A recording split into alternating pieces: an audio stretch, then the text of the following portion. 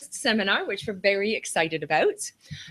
Tonight we have Vanessa Woozley, who is also known as the Life Sutra, who is going to be speaking for us this evening. So she'll be speaking for probably about an hour or so. And then we'll have the opportunity to ask some questions and a bit of discussion.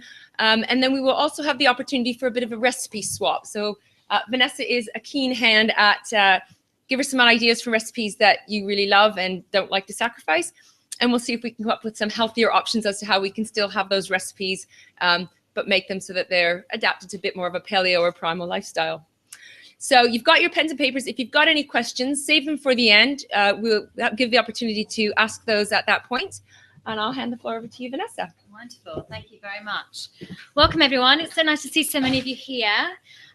So I thought I would give you a little bit of a background about me and my story. And today we're going to talk about nurturing yourself through the holidays, but mostly about kind of immune systems. What I want people to get into their heads is how you can boost your immune system to stop you getting ill at this time of year, which is quite often what happens. I know I've spoken to a few of you who've got colds, unfortunately. So we're going to talk to you about how you can boost your immune system. I'm going to cover a few different areas because obviously your immune system is built from various different angles. It's not just one thing. There is no one magic pill. So we can talk about it from different angles. And then I'm going to focus on gut health. That is a main area that I am phenomenally interested in and I always study in. And I think it's so important. So we're going to talk about the gut microbiome, gut health. And please do ask lots of questions about that as well. Okay, so to tell you a little bit about me, this kind of journey for me started when my daughter was born. So when she was born, she had started with a little patch of eczema, and by the time she was a couple of months older, it had gone everywhere. She was covered in it. And my sister has adult eczema, and I thought, do you know what? I am not going down this road. She tried absolutely everything, the steroid creams, the lot, and nothing had ever worked.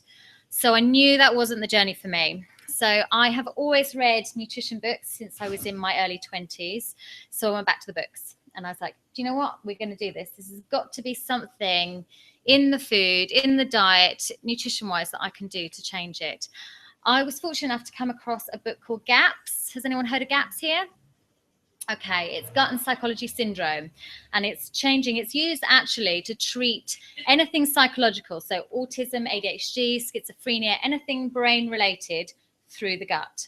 But it's also used for lots of other things. So anything kind of autoimmune protocol, eczema, asthma, lots and lots of other issues that we suffer from today that people don't realize they can heal the body from. So I went in it literally, all guns blazing. And within 3 months, she was eczema free. And I've got some pictures on my website. So I took before and after ones because I kind of knew what journey I was going on. And since then, I've just become hugely passionate in all things nutrition. So went back, studied it, became a GAPS practitioner. And I've been teaching classes ever since.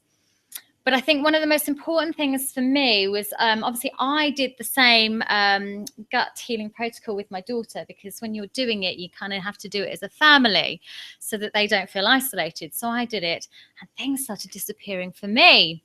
So I'd had hay fever since I was 5 years old. It went. I suddenly slept through the night and I used to wake up 2-3 times in the night.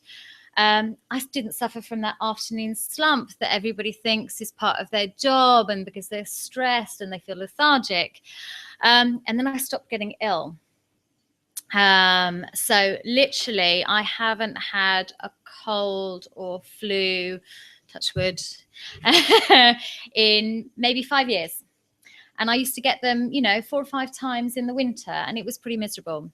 So there's a few moving parts, but that for me was just amazing. And it spurred me on, and I'm always trying to change things now, trying to find the next thing that I can do to alter it. And I'm really passionate about teaching that to you guys and people so that you know that you don't have to suffer with these conditions and these health things and colds and flus, and you are able to heal the body from them, and you are able to find health and healing from it.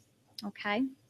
So I'm going to cover a few different topics. I'm going to start talking about whole foods and the diet that we need to eat, because I think it gets really confusing about the way that we should eat nowadays. There are 100 different diets out there. There's low carb, there's high fat, there's primal, paleo, Atkins. There's lots and lots of other new ones out there that you can come across, the zone diet, the blood diet, and it gets really, really confusing, right? I think we just need to go back to nature. And I don't think that there is one diet that suits everybody. There are some people that suit really, really well on high carbohydrates diets. And there are some people that suit really, really well on those low carbohydrates, high fat diets. So we just have to learn to tweak it a little bit. So I'm not an advocate of eating just one way, but I do think there are certain things that we can perhaps avoid. And there are certain things that we need to just stick to and add in. And I think we just have to simplify it. So just go back to an ancestral way of eating, because it just makes sense. If we can dig it up from the ground, or we can kill it, you know, we can fish for it, then we should be eating it. If it comes out of a packet, bear in mind, not these things. These are a bit healthier. But if it generally comes out of a packet, and you're reading a list of ingredients and half of the things you don't know what they are, you really have to question whether we should be eating it.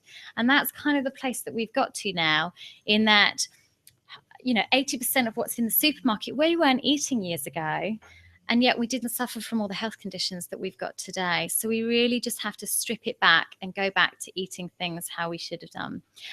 And eating the rainbow, because that rainbow of foods have a complete spectrum of health benefits.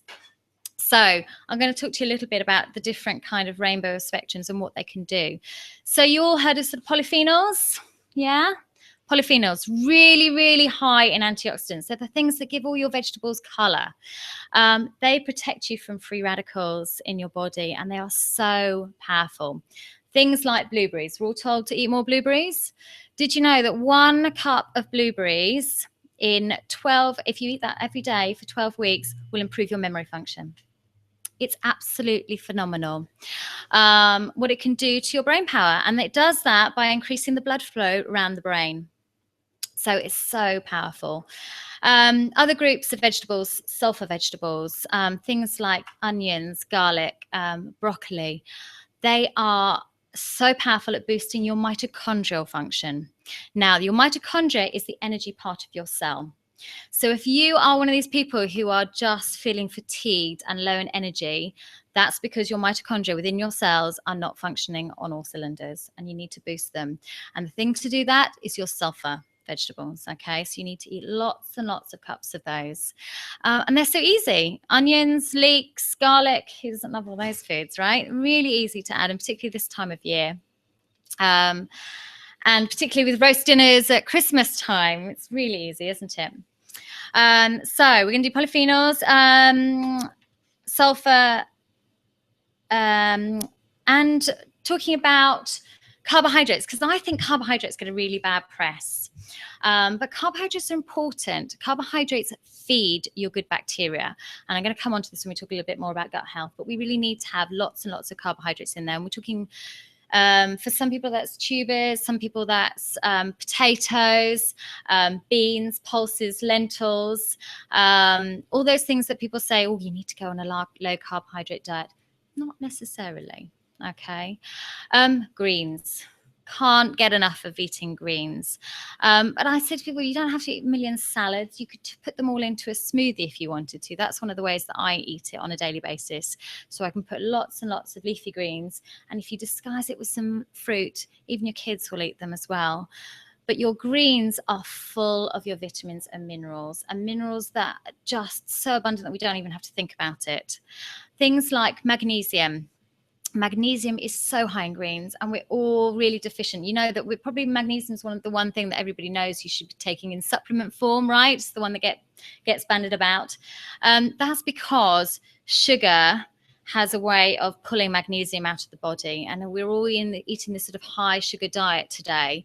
So we need to supplement magnesium, and it's literally needed for every chemical process in the body. But it's really, really high in green vegetables, green leafy vegetables. So your salads, your spinach, your kale, and you just need to add a little bit more of it in. It's also got calcium in it. Now, obviously, calcium doesn't work in isolation, and none of these vitamins and minerals work in isolation. They all work in synergy with each other. So calcium works really, really well with vitamin D and a vitamin called vitamin K2, which is a little bit more challenging to come by in today's world. But calcium, people think that we need calcium from dairy, okay? Not necessarily. You can get lots and lots of calcium from your green leafy vegetables. And if you boost it with K2, which you get from liver and you get from grass-fed butter, and you also get it from fermented foods, which are probably 3 foods that not that many people eat today. And so when people are told to have more calcium, actually quite often they just need to boost their K2, and then they've got enough calcium in their body, okay? So there are lots and lots of vitamins and other minerals that I could go into that you could get from greens. But I just say, if you eat the rainbow, don't make it complicated. Get lots of it into your diet. You know, you can't really go wrong. It will really boost your immune system and get everything functioning properly. So protein, that leads me nicely onto protein.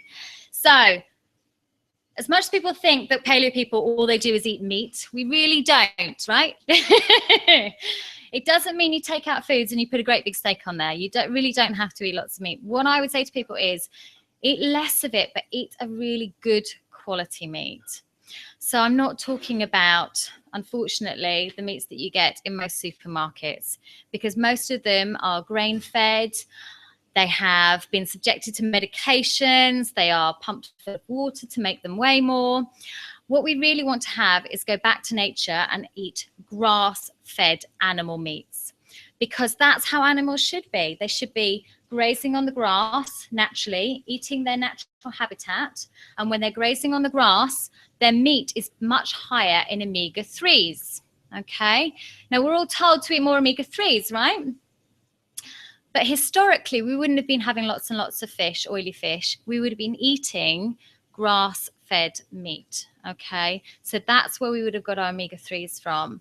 And that's why we're all very, very deficient. And, you know, we've all got this imbalance at the moment of omega-6s and omega-3s. Have you all heard this? Okay, so you probably read about it in the press a little bit.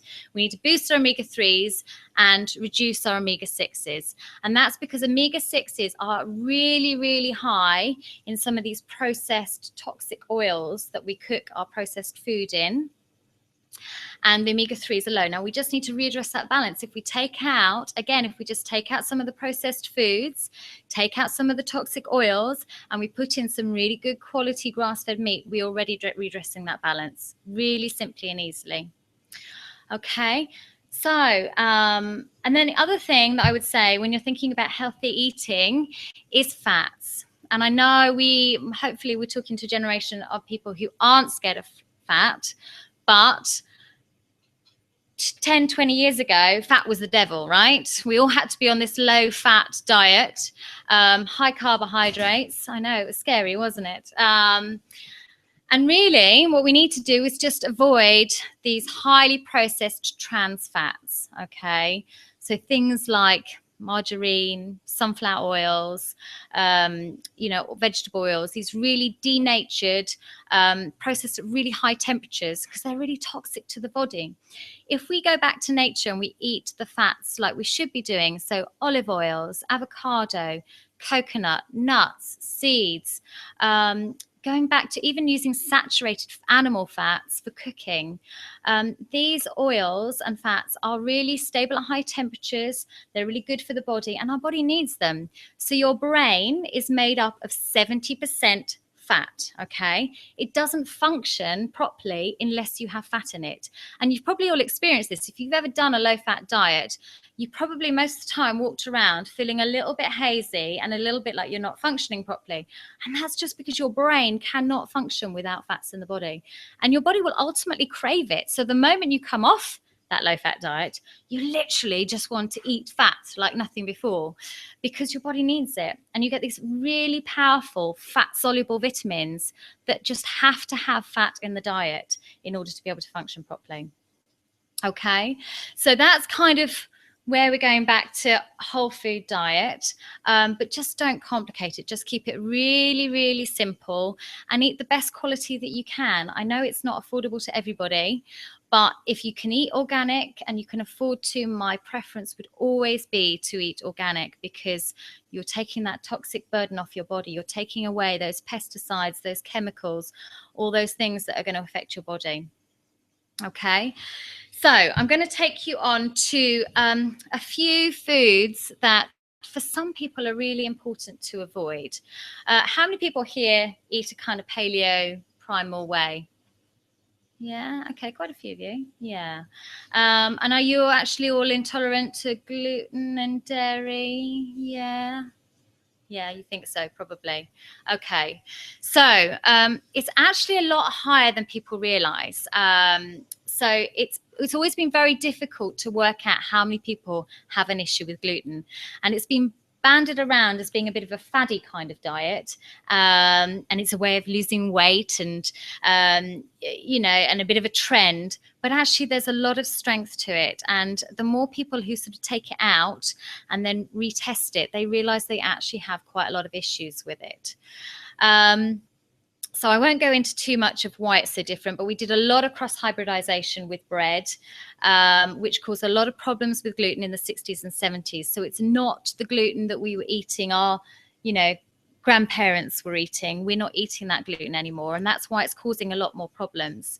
So it's estimated, there's an expert who's kind of studied gluten quite a lot. I'm going to refer to him. He's Dr. Kenneth Fine, and he reckons that any one time 30 to 40% of people struggle with processing gluten, in that the gut doesn't repair properly from gluten, okay, which is really quite high.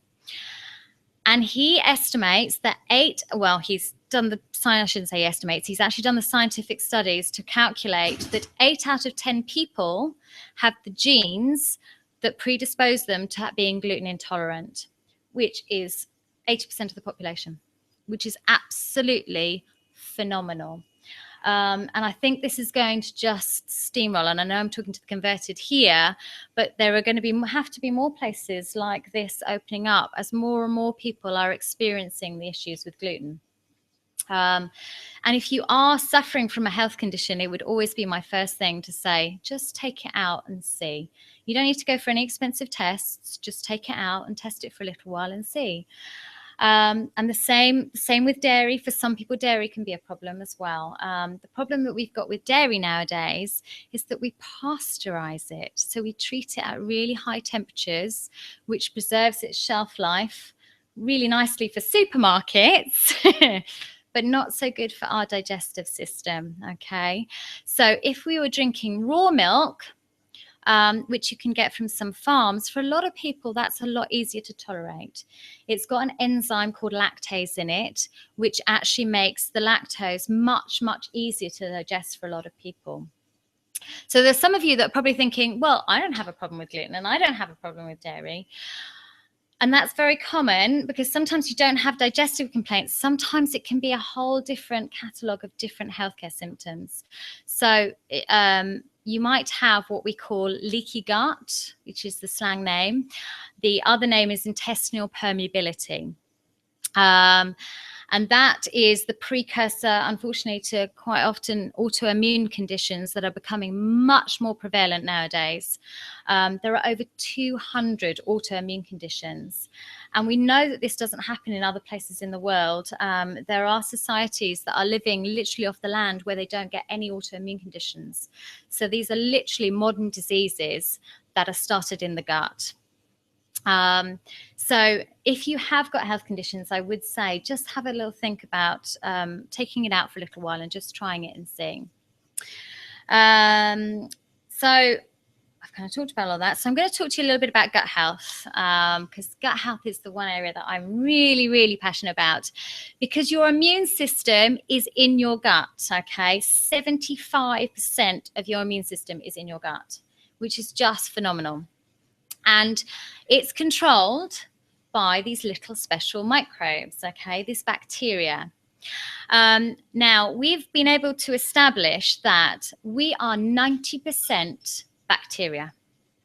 So you are only 10% skin, bones, organs. You are just a shell, really. And the rest of you is bacteria, which is just phenomenal, because I think today we have come to get a little bit fearful of bacteria. We think of bacteria as something bad, something nasty, something we've got to cleanse and wash off our hands and be fearful of and use hand sanitizers, when really the opposite is true. There are very, very few bad bacteria, and what we need to do instead is get good bacteria going. Okay, so you have all these good bacteria in your gut, and you need to kind of nurture it. You need to feed them the right things. So the bad bacteria, what do you think they might feed on? Sugar. Sugar and grains. Grains, because ultimately they process into sugar. And what do you think the good bacteria feed on? Any ideas? Yeah, one of them. Absolutely. Not just kale. Some people don't like kale. Vegetables, fruit, lots of resistant starch, some dairy, lots of very, very natural foods. So once you start to think of it like this, you can see why our guts are starting to cause problems. But one of the biggest problems that we've got today, I hasten to say, because I think there are life-saving times for it, is antibiotics. Okay, antibiotics have caused massive, massive issues for our gut health. And I think there are situations where they are so important because they literally have saved lives. But unless you are at that life-saving point, I would really think very carefully about using antibiotics. Antibiotics is unrelenting about just sweeping out all your good and your bad bacteria. And we know this because we've done most of the studies that we've done, and I'd say that most of the studies about the gut health and the gut microbiome are still in their infancy. They're still developing, but we've done lots and lots of studies on these very controlled germ-free mice at the moment, and looking at these kind of antibiotic studies. And they know that antibiotics is one of the major, major problems that we've got with our gut microbiome. So it's literally taking our guts so long to recover. And what you do is by sweeping out all the good and the bad bacteria, quite often it's the opportunistic bad bacteria that comes back. And it really does take a long time for your good bacteria to recover. It's not the worst thing in the world if you have to have antibiotics, but what you have to do is mitigate it by putting good bacteria back in there. And that's what most people just aren't aware of. They're not realizing that when you have antibiotics, you have got to put good bacteria into the gut. So good bacteria is the key to your immune system. Okay, it's where your immune system starts, and you will have all these genetic weaknesses around your body, and quite often they're hereditary. So you might say, I've got diabetes in my family, or I've got heart conditions in my family. You are not predisposed to these health conditions. You can turn these genes on and off, and the key to doing that is through your gut. Okay, it's by feeding your good bacteria, nurturing the good bacteria, and really making your cells healthy. So one of the really important studies came out of the Hadza tribe. Did anyone read about that? That happened last year. They're one of the last hunter-gatherers in the world, and they looked at them against the Italian microbiome. Okay, and it was really, really fascinating looking at the different studies. Okay, because what they found was that not everybody had the same gut microbiome. In fact, the females quite often had a different gut microbiome to the males, because they were eating very differently, in that the males were mostly eating the meat because they were hunting, and the females were eating the starchy carbs. So the gut microbiome, she's gonna get the phone, adjusts accordingly. Okay, and that's the brilliant thing, is your gut microbiome can adjust every few days. Okay, so you might be suffering from a cold and a flu, but you can put healthy bacteria in there, and you can start to get your body fighting these viruses and getting the good bacteria fighting for you in exactly the way you want it to. Okay, and we also know, I'm going to pull out some studies because I think it's just so important that we know some of these studies. 90% of serotonin is held in the gut. So that's your happy part as well. So we know that people, we now know that there's a causative relationship between antibiotics and depression. And they found that only one course of antibiotics makes you, I forget how it is, it's something like 30% more likely to suffer from depression. And because you're literally taking out all those feel-good bacteria out of your gut, okay? They did a 6-week study of kefir. Has anyone heard of kefir here? So kefir is a probiotic. It's a very, very strong natural source of, you make it with milk and you make it with kefir grains. It's actually much stronger than most probiotic tablets than you can buy. It's very, very powerful, and it's got millions of, it's got hundreds of strains, trillions of bacteria in it, but hundreds of strains in it. So it's very, very powerful. Now, 6-week study of people drinking kefir actually changed their positive kind of recollection and their outlook in life, which was just phenomenal. So they did questionnaires of people before and after, and it was just phenomenal. They also did a study in Georgetown University of 638 children. They were aged 3 to 6, and they gave one group, they gave kefir, and one group they just gave plain milk. And they tested them over I think it was a 3-month period. And a 3-month period, they found 24% less health issues. So the children were getting less sick just by having kefir in their diet. So easy, isn't it? So literally, you can give your children this probiotic yogurt and they're getting less ill. Well, it takes a little bit of practice, but my daughter's definitely had it since she was a baby. And I would say you'd sweeten it up. So I wouldn't give her, she certainly didn't start with straight kefir. And you want to start very slowly because it's very strong for children. But you could just put, if they have normal yogurt, you could just put a spoonful of kefir into the yogurt and stir in. They would be none the wiser. And then after a while, when their tastes change and their tastes adapt, my daughter will just drink kefir with blueberries. No other sweetener, and that's enough because it's just a little bit of adaptation. Eventually, and once you get into fermented foods, you will start to crave sour more than sweet. That's the kind of way it goes, and it's the same for children. But the earlier you can get to them, actually, the easier it is. It's harder when they get older, believe it or not, to get them to adapt. But it's always possible. It's always possible. Germ-free mice actually showed stress responses. So they do this in very controlled environments where they literally take the gut microbiome out of these mice and they put them into these cubicles so they are not exposed to any germs.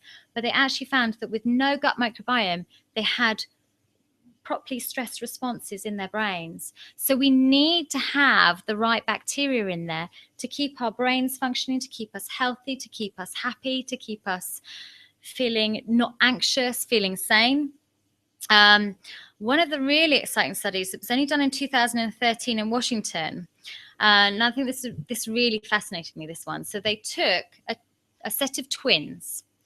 One was overweight and one was very thin, okay?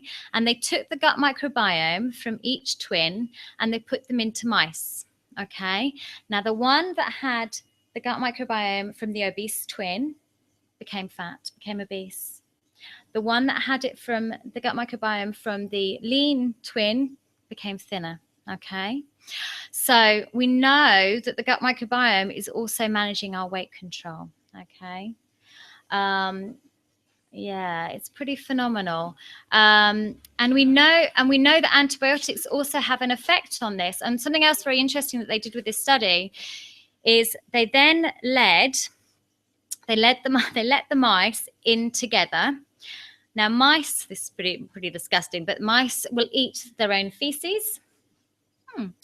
So they let the mice all together and they were obviously creating feces and eating their own feces. And what happened is the obese mice became thin because they adapted to the lean mice's microbiome. So it's more powerful the lean mice, then so at this point you're probably thinking, I need to eat some feces from a thin person, right? Not quite so sure. But anyway, it is coming. So you can get fecal transplants, which is all another, and if you're really ill, it might be a consideration. But what was really interesting is it only worked, the obese mice only became thin when they fed them fruit and vegetables.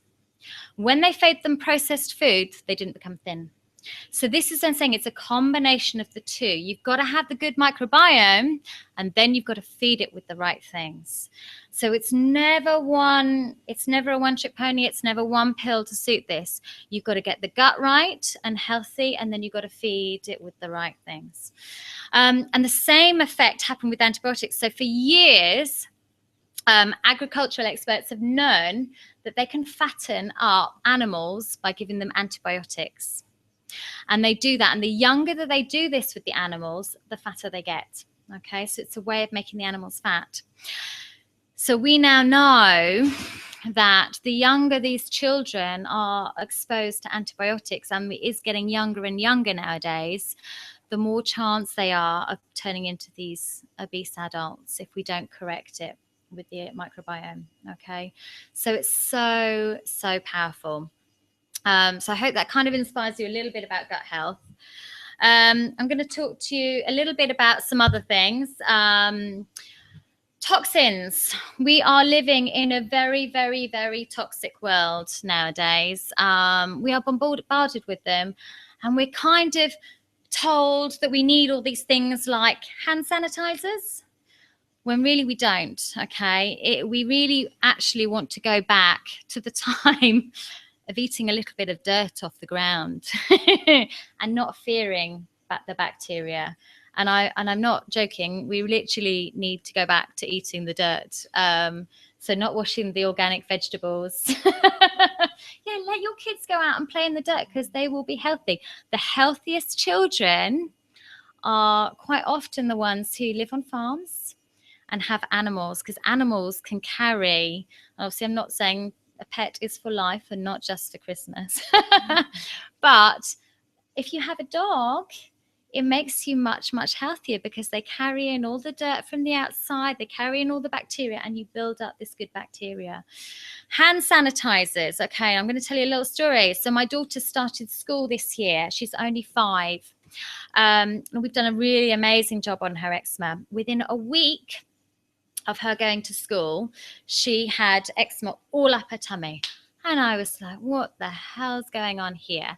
I was giving her packed lunches, could not figure it out. And then eventually she said to me, oh, do you know what we have at school, Mummy? We have magic soap. You don't have to wash your hands. You just put magic soap on. I was like, no.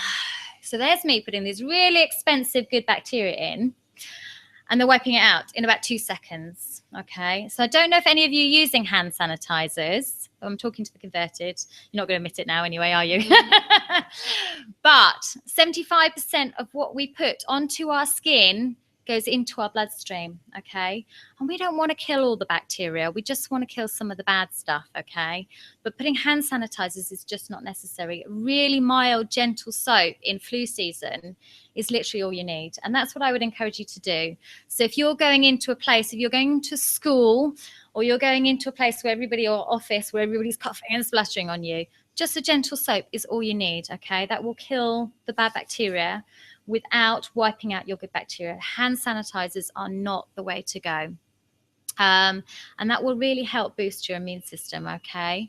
But it's other toxins that we've got to be aware of as well. So things like cleaning products and things that we think that we need, like these surface cleaners that have these really powerful antibacterial cleaners in them. We really don't need them. And everything that we put onto these surfaces, we're chopping our food on and we're eating. And that's building up chemicals in our body.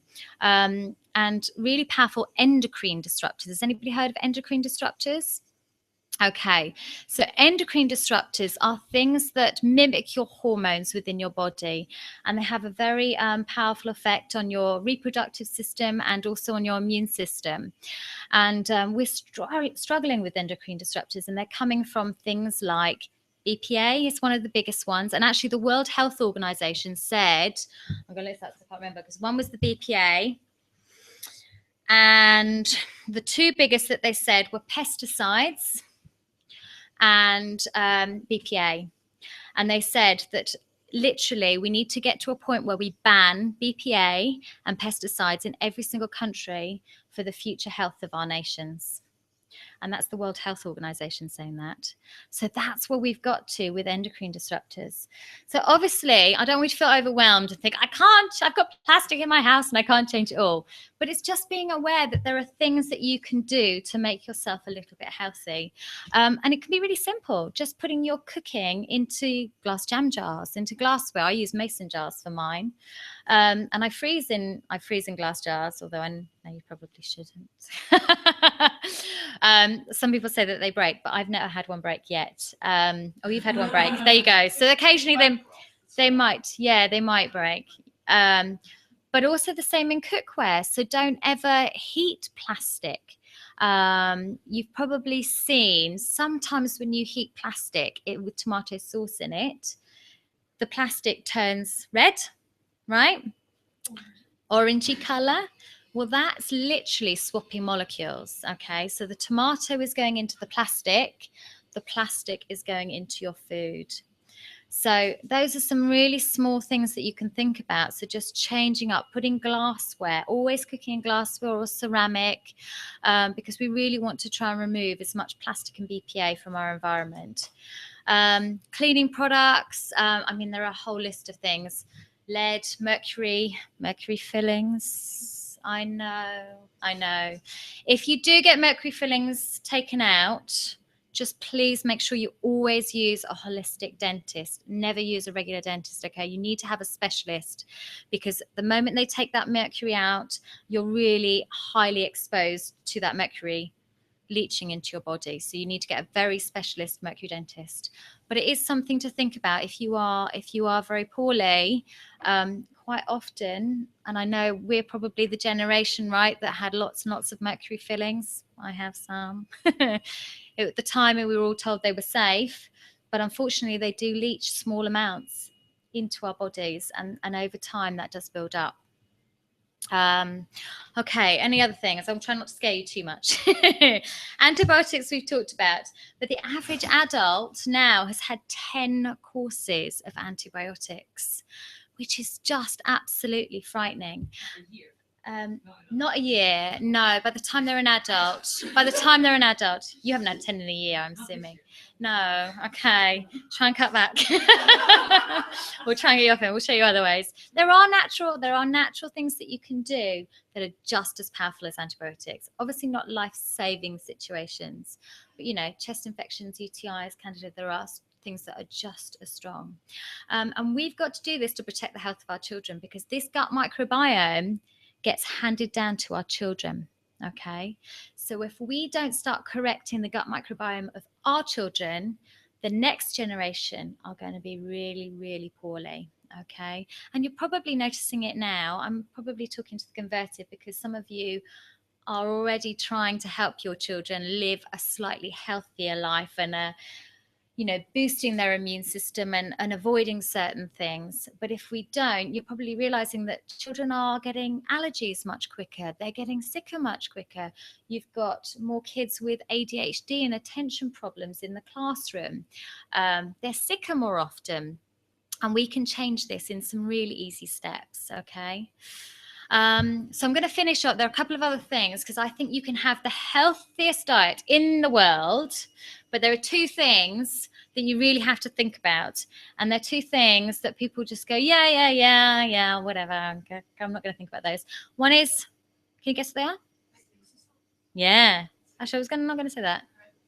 Sleep. Always gets put on the back burner, doesn't it? And the other one is stress. You can have the healthiest diet in the world, but if you are suffering from chronic stress, you are going to get ill, because you are going to ruin your immune system. Stress, your gut and your brain are talking to each other by the vagus nerve. We know this because in germ-free mice, we've cut the vagus nerve and it doesn't have the same effect, okay? So when they've put bacteria in, it's talk to the gut, talk to the brain, and vice versa. When they cut the vagus nerve, it doesn't happen. Okay, so we know that the two are connected. Okay, so stress has a massive, massive impact, and stress can come in various different forms. It can come from food intolerances, it can come from your toxic environment, but more often than not, it comes from our kind of daily life, doesn't it? And we put lots and lots of stress on ourselves, I think, particularly as mums who just have to try and do everything. We juggle children and we juggle jobs and we rush around. And it's very easy to just feel that constant feeling of anxiety that we almost think is normal. And I just like people to try and think about things a little bit differently. Try and just take a little bit of moment. I know it's not easy when you're probably all working mums or you've got busy lives, but to take a little bit of moment to yourself to kind of do what makes you happy and do what makes you de-stress. Even if you only start with 5 minutes a day, anything that you can do to de-stress is just so important. And we're coming to the busiest time of the year, Christmas. I haven't even done my Christmas shopping yet, so I'm in a bit of a panic mode. I'm sure some of you are too. But it's so important that when we're kind of rushing around and trying to get everybody together and trying to host dinners and things, that we have, you know, a little bit of downtime and do something that kind of just, you know, nurtures us and looks after us, whether that be taking a walk outside. I always go for a walk with my dog and I leave my phone at home, because otherwise I can hear pinging emails and text messages, and it's really important to just sometimes kind of almost to detox from the phone and the technology and just take a bit of time to just kind of walk and a bit of breathing space, or reading a book, or just trying to kind of reframe the things that are going on in our life, because sometimes things can feel like the worst situation. You can lose a job or, you know, or something like that. And sometimes it can be the best thing that ever happened to you. Sometimes it can be, you know, the chance to take the next job. So sometimes we just need to reframe some of the stress that's going on in our life, because what we've got is this constant cortisol going in the body. And if you've got constant cortisol and constant stress, we're going to dampen down our immune system. Meditation or yoga, I know it's a little bit, some people it's a little bit out there, but it's so powerful at getting the sympathetic nervous system regulated. And that's so powerful. There's so many studies on that. Harvard study recently looked at yoga and meditation and just found that people can just de-stress. It's the time to kind of get out of the brain a little bit and just unwind. But it's whatever works for you, because I know you're all going to have your own passion of what kind of unwinds and de-stresses you. And sleep is really important. Okay, there's no way of getting around it. We have to have sleep, and the average person has to have 8 hours. They know this. They've done enough studies to work it out. Okay, there was a long-term study where they made them sleep for certain hours. They did this with a lot of hundreds of people. They made them sleep for certain hours, and then they came down to a point where they worked out what their actual sleep pattern was. Okay, and it was 8 hours. So there's a small percentage of the population, about 6% of you, can get away with 6 hours a night. But the average person has 6 hours a night in the UK. And I know that's not always the case because you've got kids and you've got things to do. But having sleep is so important for your immune system. And I'm quite strict with my sleep because I think I'm so much more productive the next day. I get so many people who say to me, I haven't got enough time to sleep. You don't understand how much I've got to do. But if you can get the sleep in, you can get your brain functioning properly and working, you know, on all cylinders. You can just be productive for those hours that you're awake, and then you can get that good night's sleep.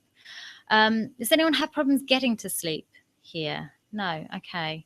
Because the other thing to think about, you're also knackered. Hopefully not. You're like, I just want to go to sleep. It does happen. But the other thing to think about is why a lot of people are struggling to go to sleep nowadays is the constant use of technology, okay? Because we are designed for our brains to start shutting down when we start producing melatonin when the sun goes down. Unfortunately, we've now got all these screens, right? technology screens. We're all looking at iPads and computers, and these blue screens make us think it's daytime still. And that stops the brain from shutting down so easily. So I would say, if you are one of these people who does struggle to go to sleep, really, really try to limit the use of technology before you go to bed at night, okay? It's so important to let your brain start to shut down and work with the circadian rhythms. Okay, I've kind of covered a lot. Should we talk a little bit about Christmas and overindulgence? Because I think that's important too. And it's important to feel like you enjoy Christmas and you can enjoy the freedom of eating out with your friends and family. But I would say, this is the way I look at it, okay? So I think I live by the 80-20 rule to a point, okay?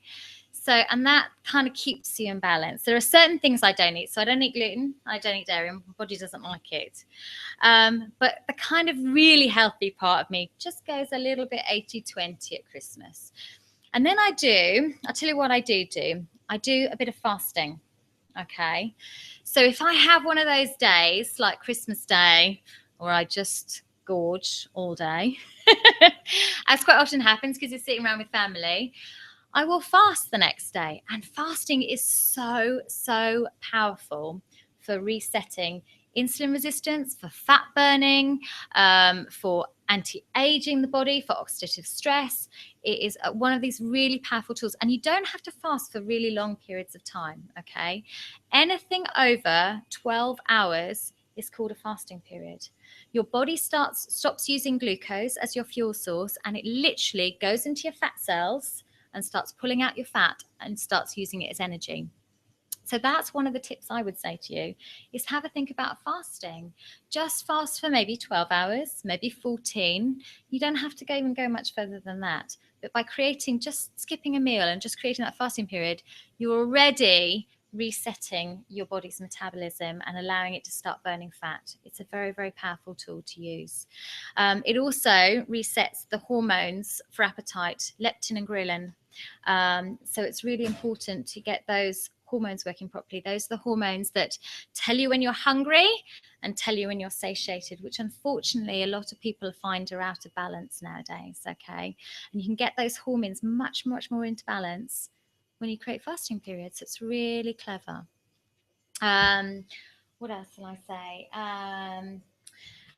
Just think a little bit. This is the way I think about overeating.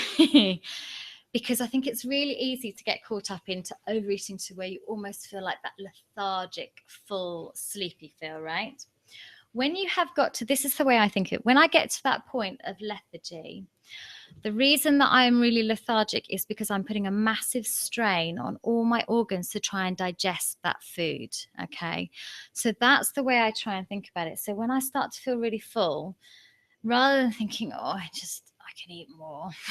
So thinking of trying to just let my digestive system, give it a bit of a break, let it just do its work. If I'm feeling tired and lethargic, you just need to ease off a little bit so that your body can just process and digest that food really easily. But it's about enjoying Christmas and switching up a little bit. I certainly don't ever feel deprived. I don't feel like I go without on any kind of foods. I find Christmas meal is one of the easiest meals to eat because, it's a roast and it's vegetables and it's all the trimmings. Can always buy some amazing cakes from here for puddings. But it's just about switching up a little bit. And then it's really easy. So I think I'm probably... should we go to some questions? Just one thing. Yeah. So you talked about the immune system and all the lots of different things that you can support. If you were going to sum up the best way to create a good, healthy immune system, just in kind of key bullet points, what are the main things that you need to hit to make sure that you're doing the best thing to make your immune system as strong as possible? Key bullet points. Okay, sleep. You got to sleep. Sleeping 8 hours a day. You have got to de-stress. So you have got to take some time out and de-stress somehow that works for you. However that happens, 5 minutes a day, turn everything off, get off technology, downtime, read a book, laugh with your kids, have a joke over the table.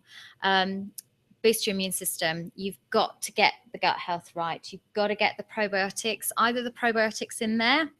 There are a lot of rubbish probiotics out there. If you're going to, you need to get a proper therapeutic guide. But always my preferred is fermented foods. It's inexpensive to do. It's so easy to do. They even sell some in here. It's so important to do, and getting that good bacteria is key. I can't tell you, once I'd put good bacteria into my gut, it was like the last pinnacle, and I never got ill after that.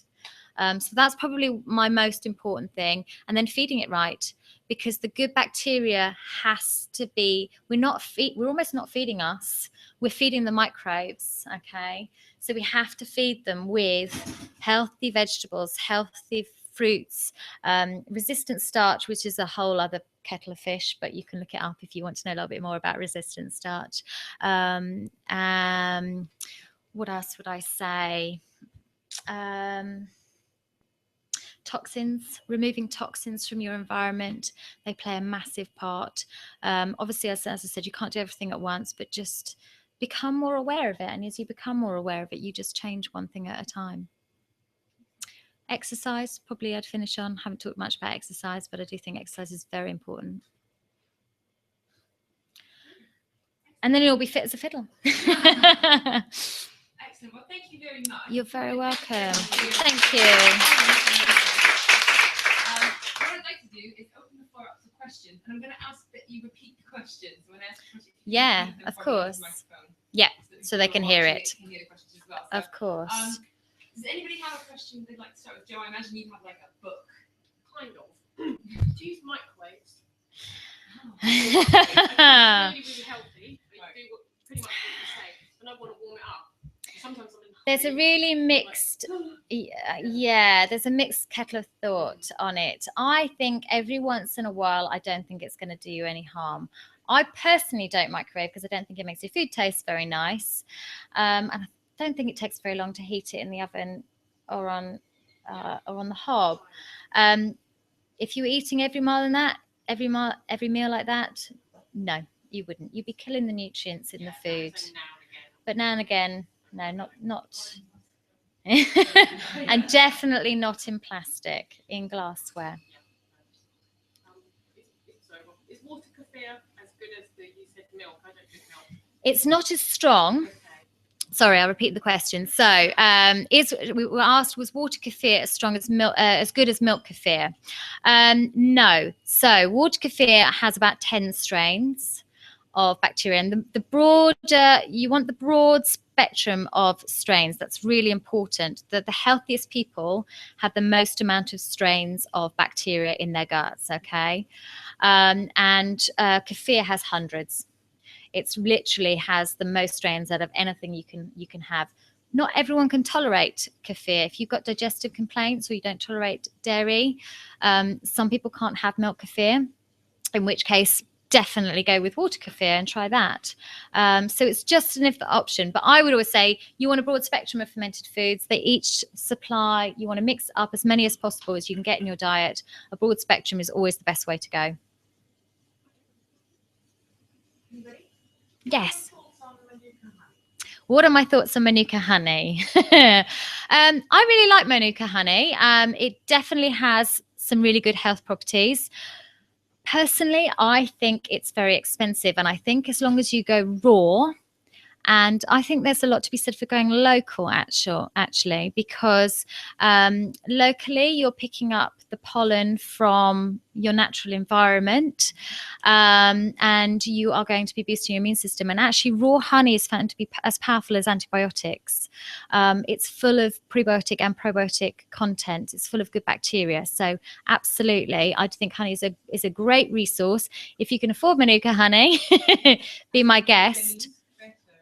It does have extra health benefits onto it then, but I definitely think raw honey. And could you have it stirred in your tea? No, it's to have it cold, because you're killing all the natural enzymes in it by heating it. So warm, yes, not boiling, not hot, yeah. But absolutely, yeah, raw honey is really good, and it's a really good sweetener to have. It's very natural. The body, it gets tarnished with, banded with its, it's a sugar, but your body knows what to do with it. It's a natural fructose. So, and it's got a lot of health benefits. So I'm a strong advocate of raw honey. Yes. What's my easiest fermented food? Well, probably the easiest is sauerkraut. Because it's the easiest to manage. Literally, you need a cabbage, some sea salt, and a mason jar, and then you just add your flavorings, whether it be juniper berries, caraway seeds. You can add apples. You can go bonkers with sauerkraut. Oh, about 5 years. Yeah, a long time. So they discovered sauerkraut.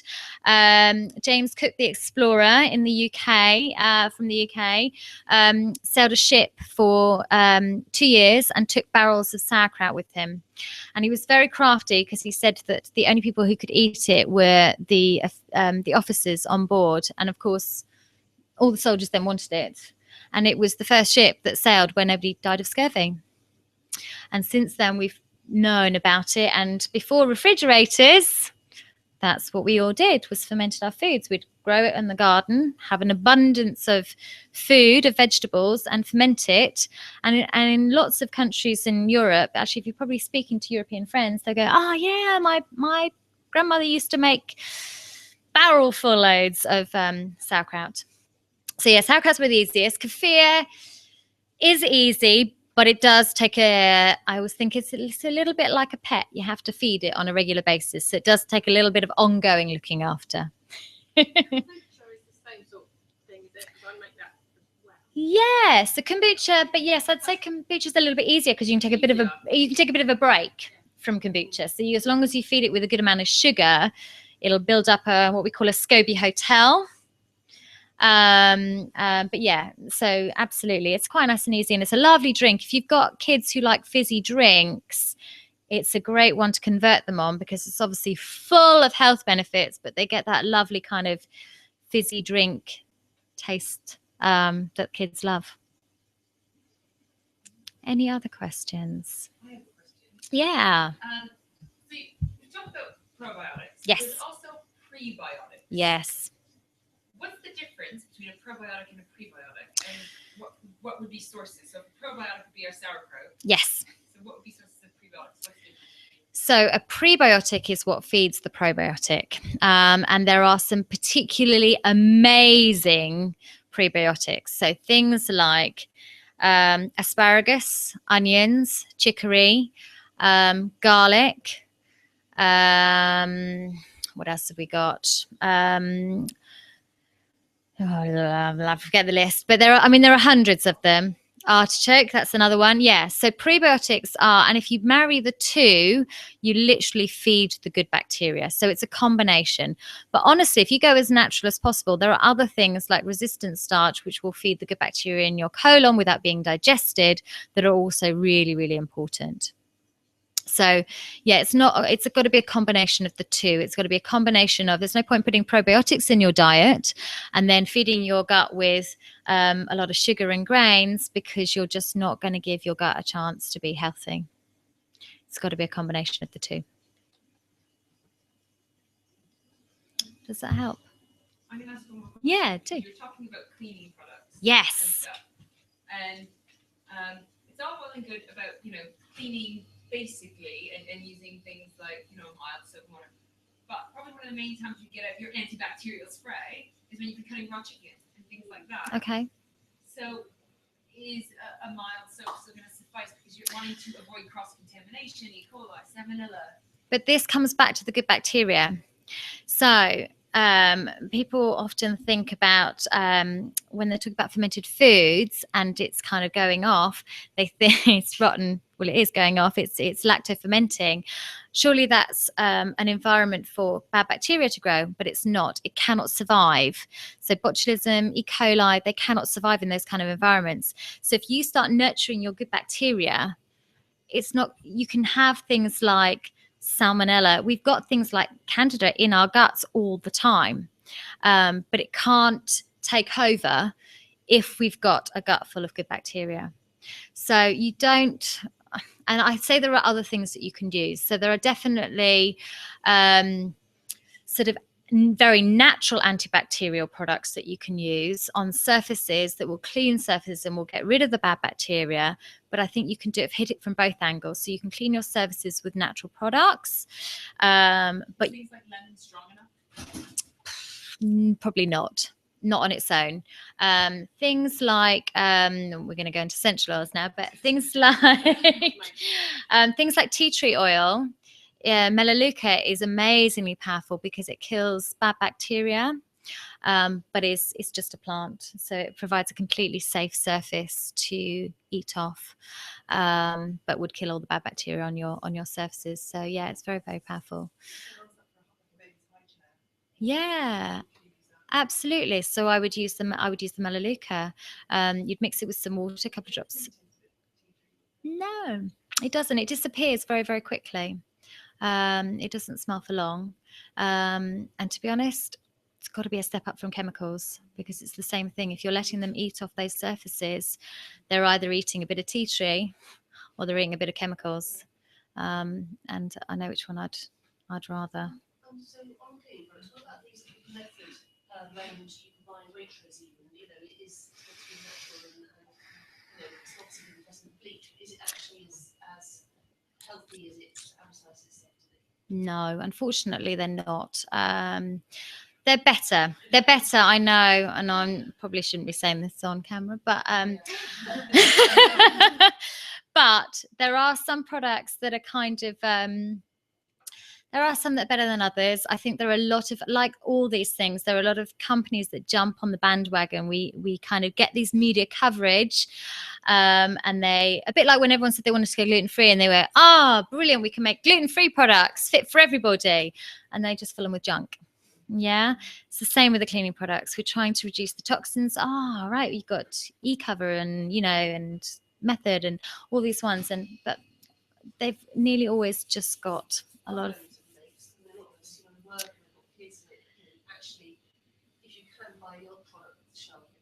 It's definitely an improvement. Yes, for sure. Absolutely. Like a company that is called Melaleuca.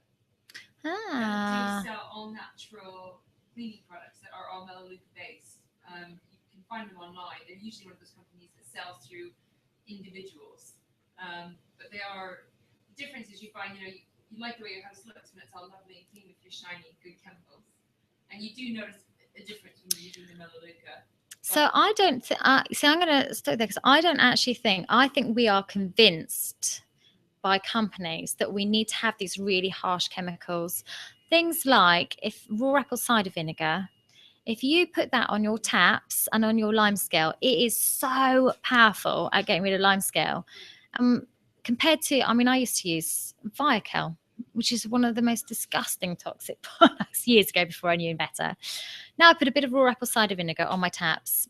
Works brilliantly. And that's all you need to do. You don't have to do anything complicated. And it does take a little bit of time. But I happen to think, you're worth it. So I'm worth it. We're worth it. Our kids are worth it. We just have to think about it like that. We just need to invest a little bit of time, a little bit of effort into making ourselves healthy. Washing powder. Yeah, so I've tried lots of different things. I actually quite like soap nuts. Have you come across soap nuts? So they're actually like a fruit nut. And you just put 3 of these little soap nuts. I think they come from India. And you put them in a little bag and you just bung them in your washing. Are they better than I've got the green balls with the little stones in. Ooh, I don't know what they are. Might be.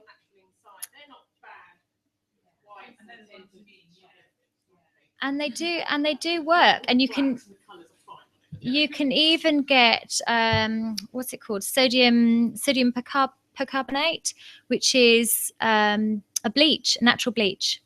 So it literally cleans your clothes, gets your whites white. Yeah, absolutely. And it's not expensive, but you're removing the toxins out, so you don't need to use powerful, harmful bleaches. Absolutely. And that's something you've got to think about if you've got rashes and eczema. One of the things to think about, and so I was saying it's never one thing. It can be food, but it can quite often be the washing powder that you're treating your clothes in. It might get your clothes a little bit, well, actually it doesn't, but you might think it's getting your clothes wet. And it might come up with that lovely smell, but that smell, It's a coating, really, isn't it? absolutely. Did you get those online? Yeah, they're really, I mean, they're less expensive. I think I pay £15. I get 2 big bags, and I'd probably say that lasts me about 6 months. So you put a couple of three. So you put 3 into a little tiny bag, and you tie it, throw it in with your washing. And sometimes I say I put the bleach, the natural bleach in there, and it's amazing.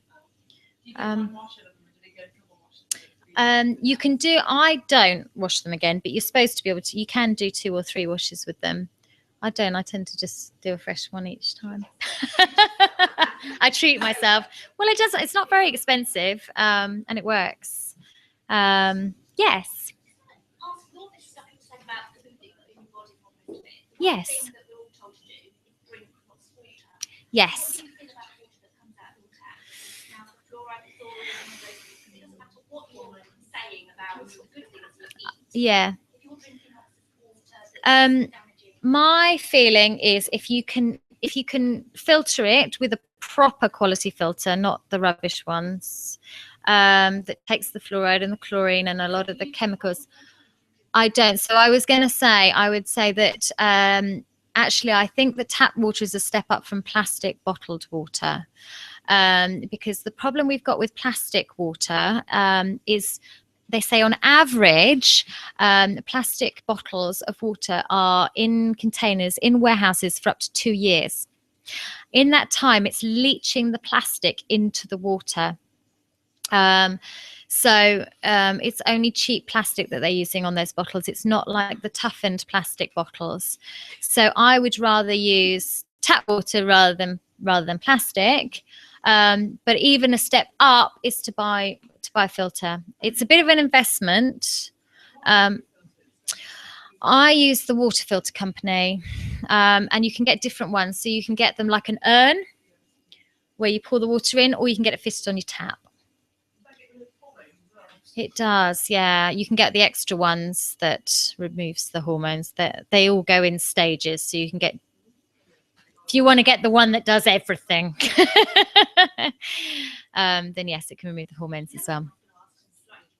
decaffeinated. Everybody says about decaffeinated. Evidently, decaffeinated is far worse for you. Yes, Would you advocate yes, if you're going to have people like caffeine yes.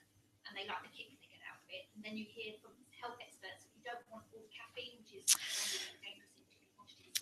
But other people say don't drink anything that's decaffeinated because the amount of chemicals in it.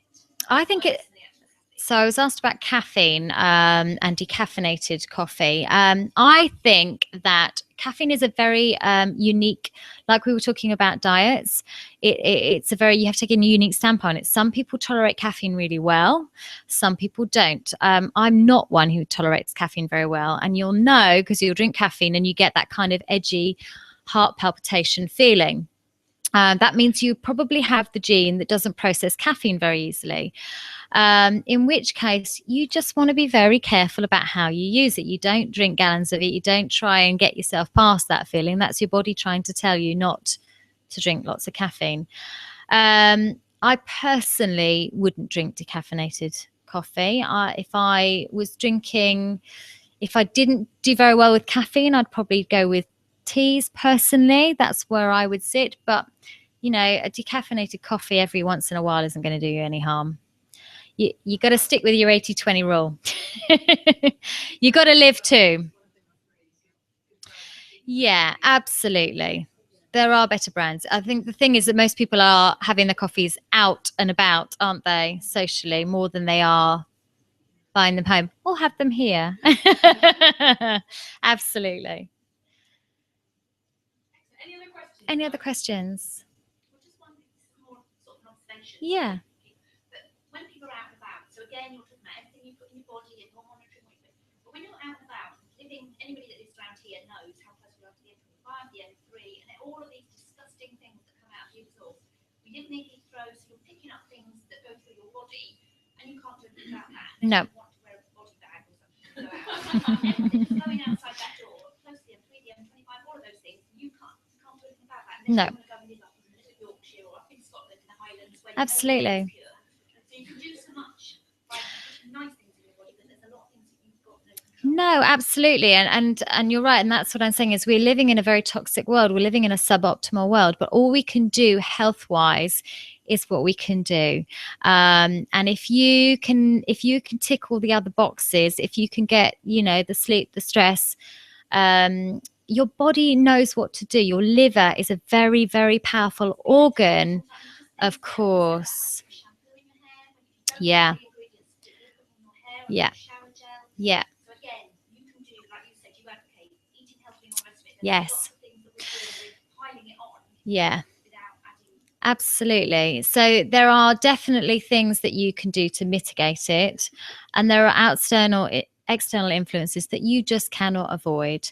But I would say the body is an incredible engine. It has an amazing, and I've seen it work wonders at healing itself. So this isn't to be a negative thing, but we need to turn this into a positive slant, because the body has an amazing capacity to detoxify and heal if you give it the right tools. So if you support the body and you listen to the symptoms, and if you're not feeling energetic, or you're getting headaches, or you've got joint pain, you need to listen to your body and take all the steps to try and heal your body.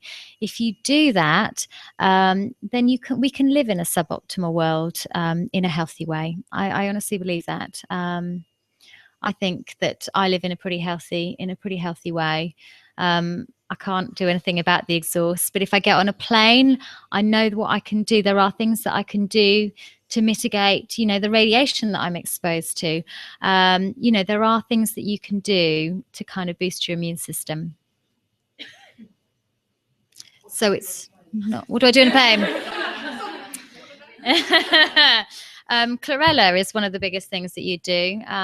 It's very, very powerful. It's an algae. Add it to some smoothies if you go on a plane. I would highly recommend it. Huh? Yeah. Radiation. Chlorella. Yeah. But it's a health journey. I mean, you don't start with these things. You start with the easiest steps. So I'm not expecting anybody, if you're new to all of this, to suddenly start fermenting tomorrow.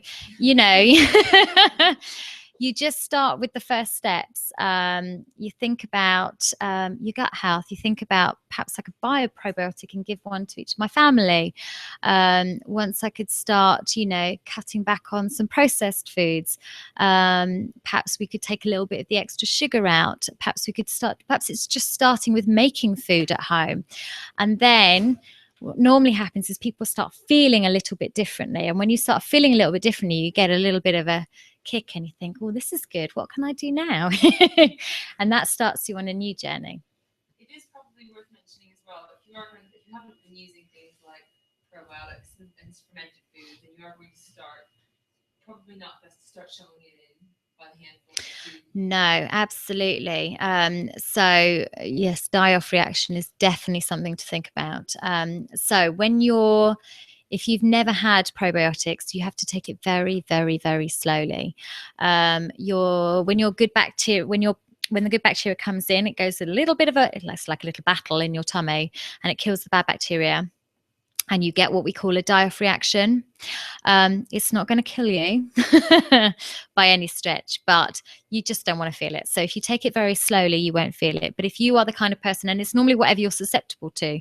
So if you get joint pain, or you get headaches, or you get eczema, what you'll get is a little bit of a worsening of symptom for a couple of days, and then it'll get better and go away again. So you mitigate that by taking it very, very, very slowly. Okay, so with fermented foods, I always say to people, just start with literally a half a teaspoon of the juice. And if you feel absolutely fine, then you start to increase it. And that's the way you should do it with children, especially. So introduce it very, very slowly and build it up. Are there any good brands, probiotics to start with? Well, the one that I had the best results with are Prescript Assist. They're the soil-based ones. Absolutely. And once And you can't, and the great thing is you can't once you've got past the die-off and you've got this healthy thing, you can't really overdose on them. You just, I mean, people take millions of them a day if you can afford it. Prescriptive cysts they are quite expensive, but I think they're the best. And unfortunately, it's a pretty unregulated industry. So anybody can say they're giving you probiotics, and it can mean they can be dead, to be honest. They've got to be strong enough. Well, I was saying prescriptive cyst, I think, are particularly good. They're soil-based, and they've got 29 strains in them, and they're what we call a therapeutic grade. There are some other good ones. BioCult, what other ones have I used? Optibac, Dr. McCullough ones I quite like. So quite a few brands out there, but I wouldn't say I would go and buy them off probably the chemist shelf, because a lot of them Making fermented food is so easy. so much easier. Absolutely. Just make sure if you're buying it, make sure you buy it where it's raw and not pasteurized, because if it's pasteurized, it's dead. So that's basically your sauerkraut that you buy in general supermarket shelves. Yes. Yes, absolutely. And they've pasteurized it, so it's got none of the live bacteria in it. So you're just eating another dead product, unfortunately. So none of the health benefits. What did my raw sauerkraut that I bought the other day? It said it only it adds up in 2 or 3 days. It's a good question. You shouldn't be able to at all. That'd be very strange. You have to. There's certain guidelines when you are selling food, packaging food and selling it on to the public, that you have to have expiry dates and things like that on it. Yeah. It should be good, even open. It should be good in your fridge for. I mean, it's stored in cellars for years in cold temperatures, but I think you're right. I think it's probably to do with, I mean, this is why they go after and do it pasteurized nowadays, because we've got so many laws about what we can and can't sell and packaging. That's why if we don't have to go down the packaging route, if we just make stuff, it's inexpensive. And you know how long you fermented it for. That's the other thing, is quite often when you're buying it, you don't know quite how long it's been fermented for. You can ferment these things for a good, well, I would start with maybe a week, because then it's not quite so strong, but I now ferment mine for about a month or 2 months sometimes. And then you've got it really full of good bacteria. And you're managing that whole process, so you know exactly what you're eating. There was one good book or website Hmm. to start you on. So I was asked on a good book, what kind of book angle are you thinking at? Is there a specific, it's sort of nutrition or fermentation, or? Probably explaining the whole concept, and then I don't know if that's anyone's situation. I think the thing is, there are so many different books on different protocols. I can give you a few of my favorites. And what you have to understand is these doctors who write these protocols come at it from their own angle. So they're always slightly different, and I think you can tweak them, but there are some excellent ones. I think the Walls protocol is awesome. The Walls, Terry Walls. She is the lady who healed herself from MS. She was wheelchair bound, and she reversed it using her protocol. And okay, so you probably want to, yeah. And she's done it with clinical trials since, and having exactly the same results. I'd say GAPS, Gut and Psychology Syndrome. Yeah, it's called the GAPS Diet Book. It's a phenomenal book to read. I would say in the new year as well. One in particular by a British nutritionist who we have an affiliation with, called Christine Bailey, that is purely on gut health and immunity. And we will stock that here as soon as it's out, but it's not out until January. It's in print at the moment. And It Starts with Food actually is an excellent book. Yeah, to read about nutrition. That's one of my favorites. I'm looking over there. I've got all of those books at home. Eat the Yolks is good. That's a nice basic one to start with. But I think It Starts with Food is good. Yeah. But it depends what angle you're coming from, because obviously if you're looking at sort of protocols, or you're just trying to you're just starting out with nutrition, they're all very different kind of books. or recipe books. You know, recipe books are a great addition. They're great Christmas presents, but they're the place to get started. You know, really inspire yourself with making food from home that's really simple and nutritious. And I love, there's some great new nutrition recipe books, like Deliciously Ella, I think, is brilliant. Hemsley and Hemsley. Madeline Shaw's just brought her one out, Eat the Glow, hasn't she? Get the Glow. And I think, you know what, let's support some of these amazing British, you know, chefs who are bringing out some wonderful books with some great recipes in there. That's it. Sorry, Christine's one's coming out. It's called the Gut Health Diet Plan. That'll be coming out in the new year. Most of your functional nutritionists are tending to lean now towards gut health and the microbiome. So you'll see a lot of stuff coming out with that, with any functional nutritionist. And if you look at, like, again, she has blogs, she has a lot of stuff online. So if you put in Christine M. Bailey, Facebook, things like that, you'll find loads on her. And she's probably one of the best known and highly acclaimed British functional nutritionists that you'll find. And she's quite local, actually. She's like based in Reading. Yes, and you will see her here. And then you're doing some seminars on fermented foods as well. Vanessa doing some as well. All right, any other questions, guys? The last thing we're going to do, I did mention, if anybody of you looking on the post, about a little bit of a recipe swap. And Vanessa is very good at, do you have any specific recipes? Test me. Any specific recipes that you kind of feel like you don't like to sacrifice? This is my favorite. This is something we have for special, whether it's a dessert or something. Altering it to make it a more healthy. Well, so you don't feel deprived, so you can still go and eat with your friends and family, and you take that food with you. I always take like dessert to my family's house that we can eat, that I don't then feel like I'm going without. So yeah, so if you've got any favorite recipes that you just don't want to do without, throw them at me, and I will try my best to tell you how I would convert them.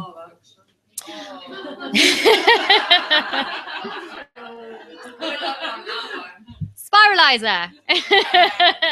Christmas list. Have you got it? It is the same. You try around with different vegetables. So yeah, no, I do use the spiralizer instead of pasta. yeah. Or you can, I mean, what about brown rice noodles? Or you can get buckwheat noodles. They're quite expensive, but brown rice noodles, you could use those. I probably wouldn't eat them all the time. But yeah, if that's your replacement for carbonara with a creamy sauce, I don't know if you have dairy, but you could do it with coconut milk. If you have dairy, then it's not a problem. If dairy doesn't you go for a better quality, like your grass-fed, pastured, absolutely. full-fat cream in place, use good quality eggs. If you've got a local farm that you can get raw dairy from, it's amazing. I mean, I've got a farm near me which does Jersey cream, and it's, you know. Which is probably the closest farm. Is it? Around here, there's no, yeah. Oh, it's off the charts though. It's really good. As well. So if you're driving down the coast, there's a farm you can go to and market that they do have a market on Saturdays that the farm sells raw milk in Borden. Oh, really? Yeah. You can't buy raw milk except directly from the farm. They're the only people that can sell it. Yeah. It's to do with temperatures.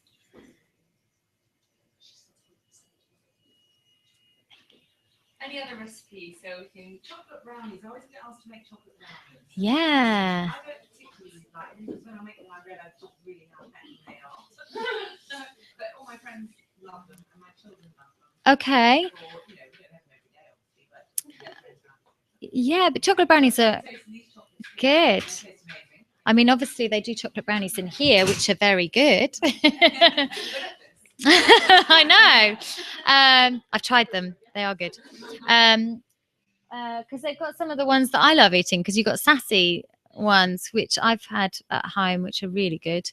But if you make them, coconut flour are really easy to make. Coconut flour, eggs. You can make it with either olive oil or butter. Cacao powder, because chocolate is really good for you if you use it in its purest form. Full of antioxidants, full of magnesium. I know chocolate is good for you. People always say, I want to give up chocolate. I said, don't give up chocolate. Just change the chocolate that you eat. But there are lots of, a good site is Elena's Pantry. Elena, Elena. she's got about, I reckon she's got about 5 or 6 brownies on her website that are really good. Who's that, sorry? Elena's Pantry, it's called. Elena. Just talk to Kirsty. Yeah. If you ask her nicely, she might share a recipe with you. Absolutely. Go on. It's not a specific recipe, Yeah. sorry, but how about a good child's lunch that is a sandwich alternative that doesn't have nuts in it? Okay. So, Nom nom paleo stuff. yeah, I actually put lots of pictures on my, because it was the thing that I got asked, is I've got some friends now with kids with the same problem. So I actually bought my daughter these little lunchbox called a Lunchbot. You can buy them on Amazon, and they're like split. They're like a bento box. So they're split into 4 parts. And then I just fill it with, to be honest, she just has what we have left over from the night before. I keep it simple. So I always make big portions, and that's how I get round. I haven't got time to cook every single night. I bulk cook. So whatever we've eaten the night before, she has for lunch the next day. But she normally has fermented foods in one part. She'll have sort of meat and fish, some roasted vegetables, and then normally some fruit. And I don't make it any more complicated than that. They actually have a rule about no chocolate and no nuts at our school. I'm sure they do at some of yours as well. But it all gets eaten. She loves it. What's that? Yeah, things like that work really well, and cutting it into pieces. Yes, soups when it gets cold. Yeah, absolutely. And you can fill it with really filling ingredients: potatoes, lentils. Things like olives and pickles are always good to put in there as well. Yeah, Picky bits that they'll eat, chunks of chicken. hummus and dips. There's a sesame allergy at preschool. It's called tahini, I know.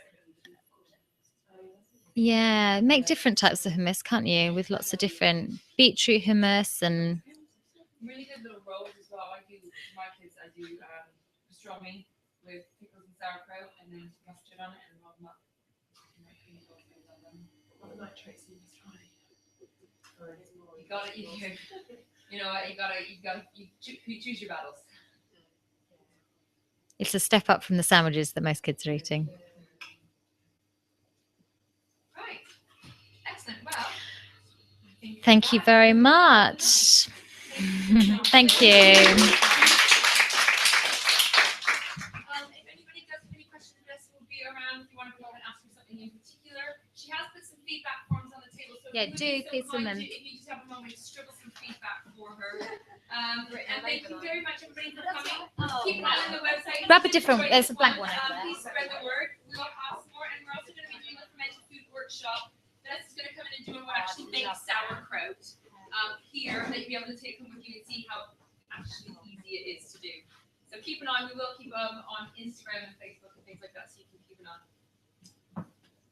Have a lovely evening and happy Christmas.